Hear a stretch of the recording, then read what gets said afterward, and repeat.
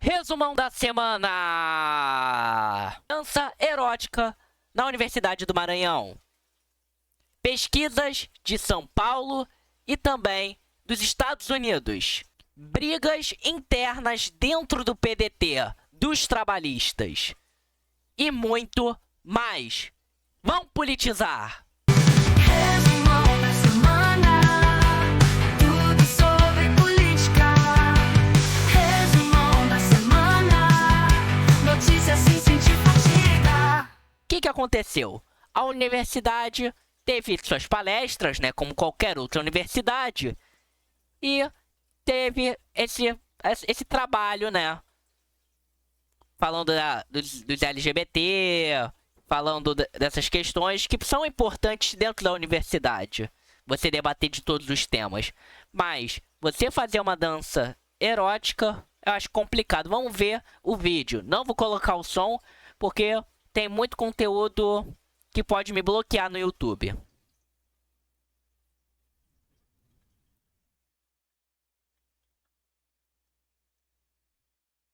Aí ela fica falando um bando de palavras indecentes, né? Fala de órgãos genitais, essas coisas. Aí, olha a cena o que acontece. Olha o que acontece. E o pessoal aplaudindo. O pessoal aplaude isso. Essa conduta. As pessoas aplaudem. E isso é o mais perigoso. Numa universidade pública, gasta com dinheiro dos nossos cidadãos, da gente que contribui para o espaço público, isso não deveria acontecer. Isso não deveria acontecer. Claro que a gente tem que também não generalizar, porque isso não acontece em todas as universidades. Eu estava hoje, no vídeo vai ser ontem, né, na sexta, mas no dia da semana da integração acadêmica na Unirio. E foi muito legal o fechamento, a cerimônia, e a gente não pode generalizar isso, porque isso não acontece em algumas universidades, isso não acontece em alguns cursos, entendeu? Então, não podemos ficar fazendo esse tipo de conteúdo, porque isso não agrega em nenhuma forma a educação. Você pode falar de pautas de minoria, você pode falar que elas são marginalizadas na história, mas eu acho que isso não cabe pra gente. Essa performance indecente que tem um tom pra chocar as pessoas em vez de educar. Eu acho que a esquerda e alguns setores da universidade se perdem nesse sentido quando deixam e permitem isso. A universidade já está entrando com um pedido lá para ver o que está acontecendo. Vamos ver os trâmites que vai acontecer ali. Que a universidade tem que tomar cuidado com esse tipo de gente. Não é brincadeira. Não pode ser ensinado essas coisas. Temos que ensinar a matéria, a disciplina, o material, livros. Temos que estudar autores e não palestras que só militam. Só palestras que não dão uma dimensão diferente. Pare de fazer performance. Performance é no máximo para teatro. E olhe lá com teatro também. Hoje eu acabei de sair da semana de integração acadêmica e teve uma linda ópera, um lindo coral. Isso é arte. Não, isso é arte, isso é a universidade funcionando, sabe? Você pode cantar o que você quiser, tu pode expressar culturalmente o que você quiser. Eu acho que isso é o espaço da universidade. Você pode fazer performances, mas não desse tipo de pura lacração e militância. Se você quer seguir mais, por favor, ative o sininho e se inscreva. A gente tem notícias do resumão da semana. Todos os sábados, a gente faz o resumão de tudo que aconteceu na semana e você vai estar totalmente informado em tudo que acontece sobre a política. Vamos falar agora sobre outra questão que eu vi isso aí muito de perto na rede social. Vi primeiro do que os canais de comunicação.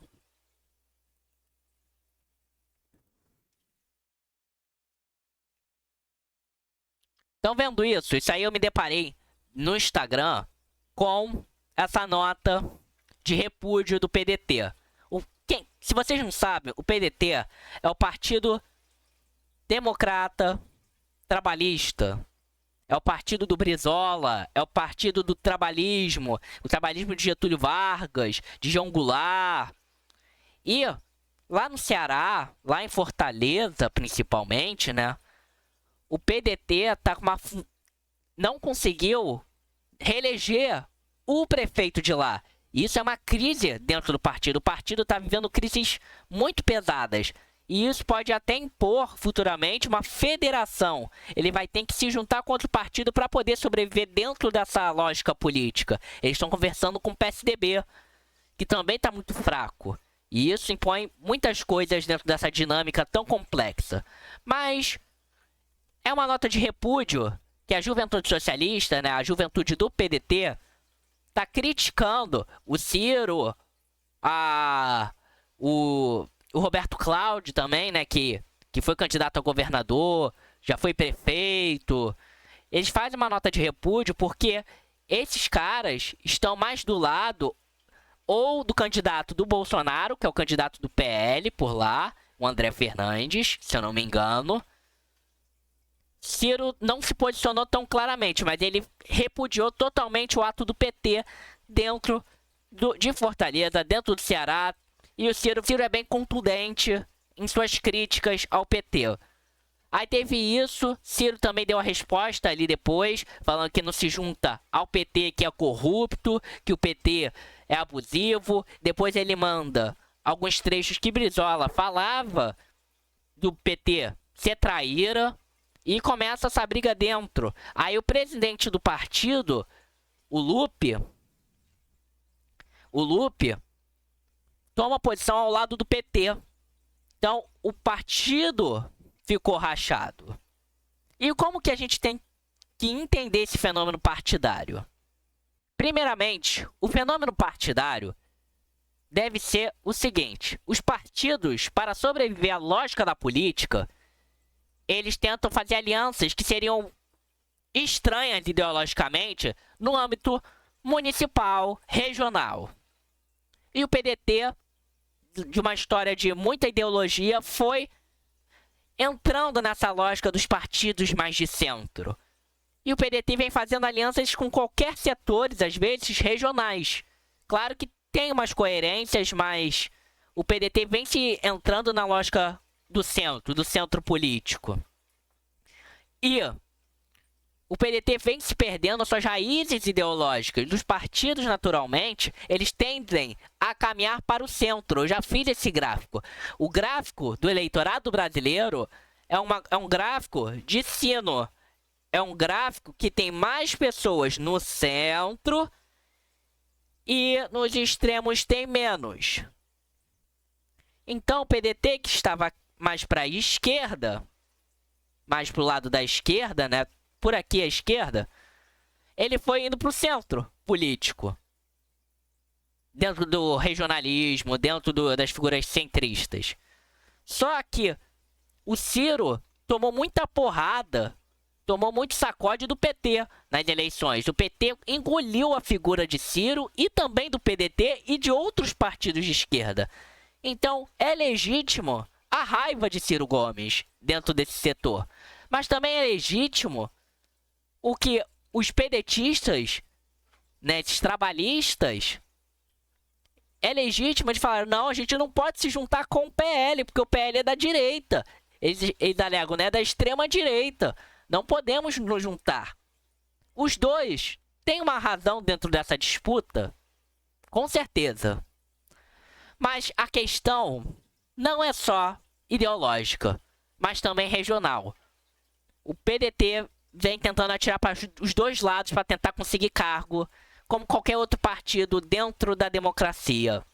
Os partidos tendem ao centro para conseguir mais cargos e para não morrer na política. E o PDT fica atirando para tudo que é lado. E eu acho que cada um está defendendo o seu ali dentro, o seu feudo, o seu grupo político. Não acho que ali tem mocinhos e vilões. Nenhum partido tem mocinhos e vilões. Todo mundo está querendo manter no poder, como todo político. E a gente não pode criminalizar, né, ele por isso. Se você estivesse no lugar do político, você gostaria de ficar no poder o máximo tempo possível. O jogo do poder, o jogo da política, faz com que você você queira ficar no poder. E eles vão tentando atirar de todas as estratégias. Alguns utilizam um discurso ideológico para disfarçar os seus interesses, para disfarçar que eles vão ganhar cargos, para disfarçar as questões que estão por trás. Você não pode também falar, aquele lado faz isso, mas o meu lado não. Todo lado faz isso. A política é feita disso. Não podemos ser falsos moralistas na política. Temos que ser realistas. Todos os partidos, todos os seres humanos, ou quase todos, né? Eles querem continuar no jogo político. Você quer no jogo que você está ganhando, você quer perder? Não, você vai tentando ficar no jogo. E é isso. Eu acho que qualquer um que utiliza o discurso ideológico por trás tem um interesse nisso. Tem um interesse eleitoreiro e de cargos. Vamos para as pesquisas de São Paulo. As pesquisas de São Paulo apontam... Ó, Paraná Pesquisa aponta Nunes em cima do Boulos. Aqui, ó. Quest, Ricardo Nunes em cima do Boulos. E por que Boulos não ganha nas eleições? Boulos está atrelado ao radicalismo. Mesmo que ele tenha se moderado, as pessoas colocam ele na caixa do radicalismo. E isso faz ele perder eleitor, faz ele não converter os eleitores. Aconteceu o apagão de São Paulo e os votos que saíram do Nunes não foram pro Boulos. Não se converteram pro Boulos. Foi pro nulo, foi pra, não sei quem votar. Não adianta, Boulos não converte voto. É o pior cenário para o Boulos. Boulos pode perder feio. Ou vai perder que nem ele perdeu com o Bruno Covas, o antigo prefeito. Não adianta você estar atrelado numa eleição ao radicalismo, porque o eleitorado brasileiro e o eleitorado de grande parte dos países é de centro. É de centro, ele pende para o centro. O centro é o quê? O centro é liberal. O centro, ele vai buscar o liberalismo político e às vezes econômico. E o Boulos não passa confiança para os liberais. O Ricardo Nunes está muito próximo do campo liberal. É o campo onde converte votos. Vamos para os Estados Unidos. Esses são os estados pêndulo. O que é um estado pêndulo nos Estados Unidos? Ou Swift States, para os mais acostumados com o americanismo, com o estadunidense. Os Swift States são os estados que uma hora ou eles dão para democratas ou eles vão para republicanos. Mas primeiramente temos que entender como que é a eleição nos Estados Unidos. A eleição nos Estados Unidos é uma eleição indireta. O que é uma eleição indireta? Você não vota diretamente no candidato. Como assim não vota diretamente? Até que você vota no candidato. Mas não significa que seu voto vai diretamente para ele. Quando você vota em nome do seu estado. E o estado, e quem tiver, e se o estado tiver mais votos de tal político, ele dá uma pontuação, ou seja, um número de delegados, e esse número de delegados converte em voto. Então, se você tem um estado com 20 delegados, vamos imaginar um estado de 20 delegados. Um estado de 20 delegados, ele recebe um voto de 51% democrata e 49% republicano. O que acontece nessa situação?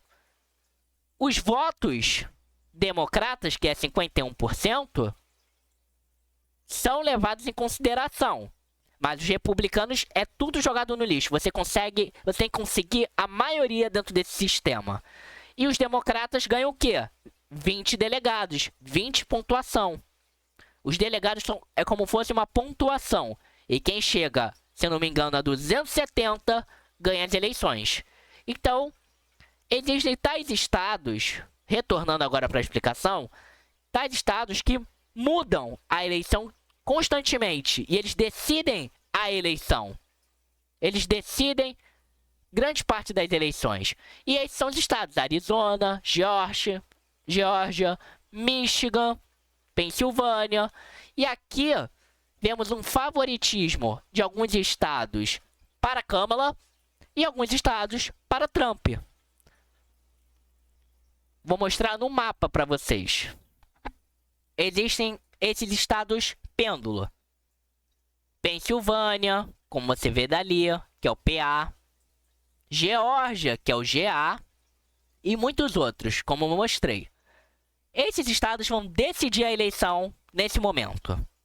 Eles vão ser os decisores da eleição. Porque são estados que têm um número de delegados até que médio para grande. E também são estados que mudam com o tempo. Uma hora eles votam democrata, uma hora eles votam republicano. Então, o candidato que estiver melhor nesses estados vai estar se dando melhor na eleição. Você não significa que você tenha que ter mais votos para ganhar a eleição nos Estados Unidos. É quem tiver o maior número de delegados. E eu acredito que quem dominar a Pensilvânia, que é o PA, ali em cima, quem dominar aquela região, né, perto da Pensilvânia, tudo branco, né, dali, tem grandes chances de ganhar. Tem uma força dentro dessa região. E quem tiver essa força pode ganhar as eleições. E não significa que seja o mais votado. Voltando agora para a Pensilvânia está com Trump, mas está com uma margem de 1%. Então é tecnicamente empatado. Tudo pode acontecer nas eleições. E eu acredito, minhas previsões, eu acho que a chance do Trump do nada dar uma viradona assim pode ser grande, porque o Trump já ganhou da Hillary sem ter mais votos do que ela. E pode se repetir no efeito Kamala Harris. Vamos ver o que vai acontecer na eleição. E o último momento do nosso vídeo. Momentos pra gente dar risadas ou questionamentos. Alexandre de Moraes faz uma piada com o carro vermelho. Vamos ver o que tem ali.